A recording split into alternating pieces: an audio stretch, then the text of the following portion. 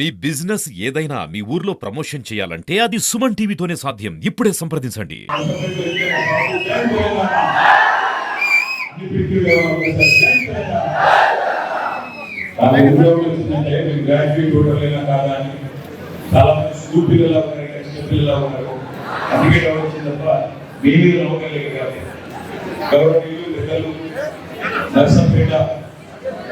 మాజీ శాసనసభ్యులు నిజానికి మాజీ అంటే బాధ ఉంది, మాజీ శాసనసభ్యులు బాధ ఉంది. కానీ మంచి ఉద్యమకారుడు, ఉద్యమ బిడ్డ మొదటి నుంచి నర్సంపేటలో గులాబీ జెండాని భుజాన వేసుకుని ఉద్యమకారు నాడు వరంగల్ గృహ జిల్లాకి అధ్యక్షుడిగా పనిచేసి తర్వాత మీ ఆశీస్సులతో మరి శాసనసభ్యుడిగా కూడా రాష్ట్రంలో ఏ నియోజకవర్గంలో చేయని వినూత్నమైన కార్యక్రమాలు కూడా నర్సంపేటలో చేసినప్పటికీ మరి కొన్ని కారణాల వల్ల మొన్న జరిగిన ఎన్నికల్లో ఓటమి పాలైనప్పటికీ ఎల్లవేళలా ప్రజల్లోనే ఎల్లవేళలా నర్సంపేటలోనే ఉంటూ మీకు సేవలు అందిస్తున్న అన్నగారు శ్రీ రెడ్డి సుదర్శన్ రెడ్డి గారికి, గౌరవనీయులు శాసన మండలి సభ్యులు సోదరులు మా తమ్ముడు కోచంపల్లి శ్రీనివాస గారికి,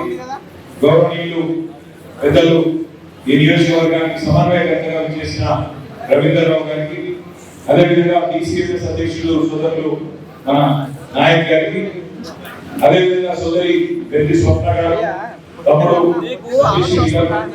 వేదికమైన ప్రజాప్రతినిధులు, మండల గౌరవనీయులైన వివిధ మండలాల పార్టీ అధ్యక్షులు,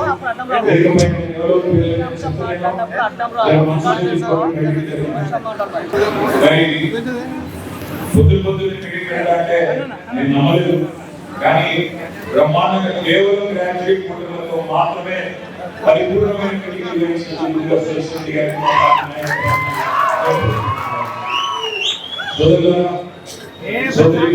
ఎందరో ఈ ఎన్నికతో లేదా ఈ ఎన్నిక ఫలితంతో మరి ప్రభుత్వం కూలిపోయేది లేదు, ప్రభుత్వం తాళా అయ్యేది లేదు. సరిగ్గా 6 నెలల క్రితమే శాసనసభ ఎన్నికలు జరిగినాయి. ఆ శాసనసభ ఎన్నికలు జరిగినప్పుడు మేమందరం కూడా పెద్దలు కేసీఆర్ గారితో సహా మేమందరం కూడా ప్రతి పట్టణానికి వచ్చినాం. కాంగ్రెస్ పార్టీ అరచేతులు పెట్టిన వైకుంఠాన్ని నమ్మి కాంగ్రెస్ పార్టీకి అవకాశం ఇచ్చింది. ఏమన్నా అన్నాడు, 6 నెలల కింద కాంగ్రెస్ పార్టీ నాయకులు ఒక్కసారి దయచేసి గుర్తు తెచ్చుకోండి. నాకు తెలుసుకోవచ్చు, ఇంట్లో కూర్చున్న వాళ్ళందరూ కూడా 95% మంది రైతు బిడ్డలు లేదా రైతు కుటుంబం నుంచి వచ్చిన వాళ్ళు అయితారని నేను అనుకుంటా ఉన్నాను. రైతు కుటుంబాల నుంచి వచ్చిన వాళ్ళు ఒక్కసారి చేయాలి, కొద్ది మంది తప్ప 95% దాకా రైతు కుటుంబాల నుంచి వచ్చిన వాళ్ళు ఉన్నారు.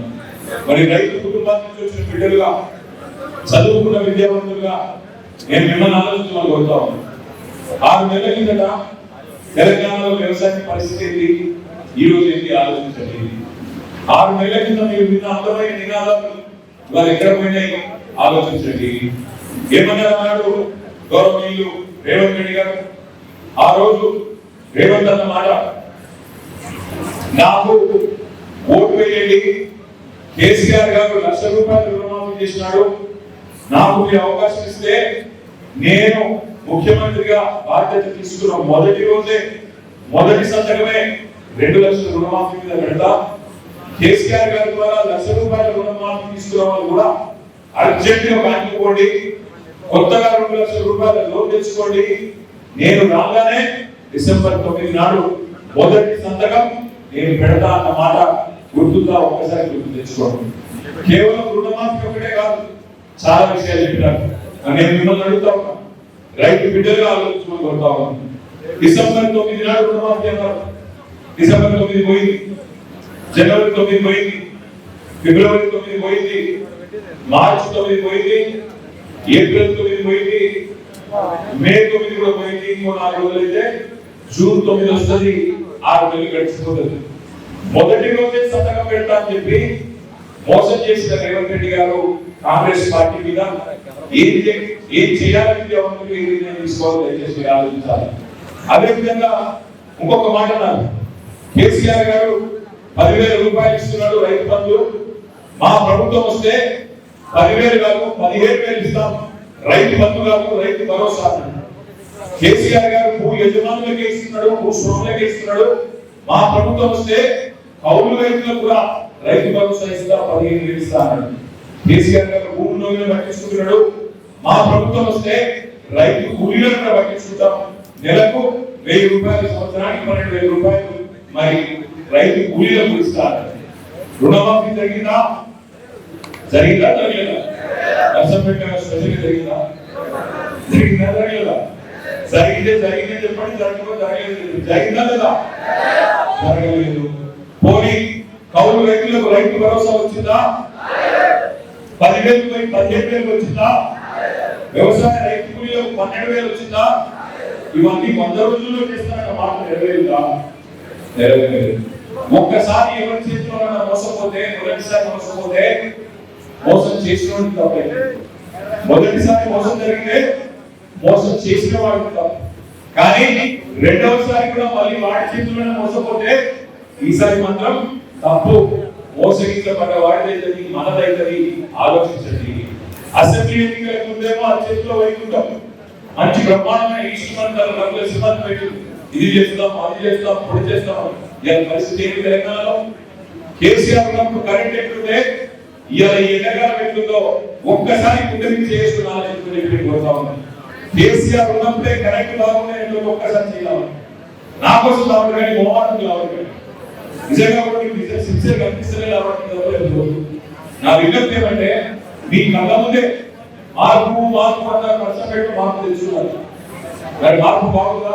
మార్పు కరెంట్ పోతున్నది, టైంకు విత్తనాలు దొరుకుతలేవు, టైంకు ఎరువులు దొరకవు, టైంకు రైతు బంధు పడదు. కేసీఆర్ ఉన్నప్పుడేమో నాట్లేసినప్పుడు పడుతుండే రైతు బంధు. కేసీఆర్ ఉన్నప్పుడు నాట్లేసినప్పుడు రైతు బంధు పడుతుండే. రేవంత్ రెడ్డి గారు వచ్చినాక ఓట్లు వేసినప్పుడు రైతు బంధు చేస్తుంది. డిసెంబర్లో వేయాల్సిన రైతు బంధు ఇలా మేలో పడుతున్నది అంటే వాళ్ళు చెప్పిన మహామార్పు, వాళ్ళు చెప్పిన గొప్ప మార్పు, వాళ్ళు తీసుకొచ్చిన గొప్ప మార్పు ఇది. వాళ్ళ పొద్దున్నే పేపర్ తీసి చూస్తే ఈనాడు పేపర్లో నిజంగా భయంకరమైన వార్త. మీ అందరికీ నర్సంపేటలోని పేదలకు పెద్ద దిగుగా ఉన్నది దశాబ్దాల కాలంగా ఎంజీఎం ఆసుపత్రి. నిన్న ఎంజీఎం ఆసుపత్రిలో 1 కాదు 2 కాదు 5 గంటల పాటు సాయంత్రం 4:30 నుంచి రాత్రి 9:30 గంటల దాకా కరెంట్ లేదు. కరెంట్ లేదు అంటే మన ఇళ్లలో పోతేనేమో ఫ్యాన్ బంద్ అయితే ముగ్గబంద్ లేదు. కానీ ఎంజీఎం హాస్పిటల్లో 5 గంటలు కరెంట్ పోతే ఒక జనరేటర్ కూడా పనిచేయకపోతే అక్కడ ఇంక్యుబేటర్లో ఉండే చిన్నపిల్లల పరిస్థితి, నవజాత శిశువుల పరిస్థితి, ఐసీయూలో వెంటిలేటర్ మీద ఉన్న పేషెంట్ల పరిస్థితి. ఇదేనా మార్పు? ఇదేనా మనం ఏ కోరి తెచ్చుకున్న మార్పు? దయచేసి ఆలోచించండి. ఎందరితో మనస్ఫూర్తిగా కోరేది ఒక రైతులను మాత్రమే మోసం చేయలేదు. ఇక్కడికి వచ్చిన మా గ్రాడ్యుయేట్ చెల్లెలను, మా గ్రాడ్యుయేట్ తమ్ములను అడుగుతా ఉన్నాను. మీకు మా మీద నెత్తి నిండా కోపం నింపిపెట్టి ఎలక్షన్ కానీ ఏమని వీళ్ళు ఉద్యోగాలు చేయలేదు, వీళ్ళు ఉద్యోగ నియామకాలు చేయలేదు, పేపర్ లీకింగ్ జరిగినాయి అని చెప్పి ఇష్టం ప్రచారం చేసినారు. ఒక్క మాట దయచేసి నేను చెప్పేది వాస్తవమా కాదా మీరు ఇంటికి పోయినాక మీ మిత్రులతో చర్చించండి, గూగుల్లో చూడండి, యూట్యూబ్ లో చూడండి. నేను చెప్పేది వాస్తవం అయితే నాకు ఓటు.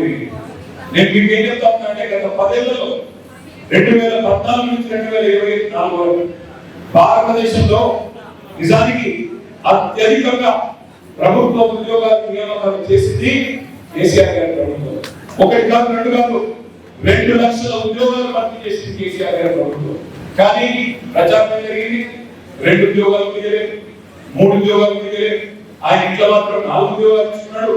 ఈ ప్రచారంలో యూట్యూబ్ చూసి మనం ఫేస్బుక్ చూసి అదే ప్రచారంలో కొట్టుకుపోయినాం. నేను ఎలక్షన్ లో అడిగినా, రాహుల్ గాంధీ గారిని అడిగినా, బీజేపీ నాయకులను అడిగినా, 10 ఏళ్లలో తెలంగాణ కంటే ఎక్కువ ప్రభుత్వ ఉద్యోగాలు ఇచ్చిన రాష్ట్రం భారతదేశంలో ఏదైనా ఉంటే దమ్ము చేసి పెట్టండి, నేను పోటీ ఇచ్చి తప్పుకుంటాను ఆలోచించిన ఈ రోజు చెప్తా ఉన్నా. 10 ఏళ్లలో తెలంగాణ కంటే ఒక్క రాష్ట్రం ఉంటే రేపు ఈ టైం కల్లా నా ఎమ్మెల్యే పదవికి రాజీనామా చేసి నర్సంపేటలో పెద్దలు చెప్తారు, నిజం పడవ దాటే లోపల అబద్ధం అంతా తిరిగి వస్తుంది అంటారు. ఏం జరిగింది నర్సంపేటలో కానీ తెలంగాణలో కానీ వాస్తవాలు ఒకలా ఉంటే మేము చెప్పుకోవడంలో మేము ఫెయిల్ అయ్యాం. చెప్పుకోవడంలో మేము ఫెయిల్ అయ్యాం. మొత్తం తెలంగాణలోనే అత్యద్భుతమైన సూపర్ స్పెషాలిటీ హాస్పిటల్ 24 అంతస్తుల్లో ఎంజీఎం హాస్పిటల్ కొత్తగా వరంగల్లో కట్టి కూడా దాని గురించి చెప్పుకోలేకపోయినాం. మీ పెద్ద సుదర్శన్ రెడ్డి గారు ఆయన చొరవతో వరంగల్ జిల్లాకు వచ్చిన మెడికల్ కాలేజ్ నర్సంపేటలో పెట్టి ఇక్కడ మెడికల్ కాలేజ్ నర్సింగ్ కాలేజ్ తెచ్చి చెప్పుకోలేకపోయినాం. మెడికల్ కాలేజ్ తెచ్చి చెప్పుకోలేకపోయినాం. కనీసం డిగ్రీ కాలేజ్ కోసం కొట్లాడే నర్సంపేటలో మెడికల్ కాలేజ్ వస్తుందని కలవలేని అనుకున్నారా?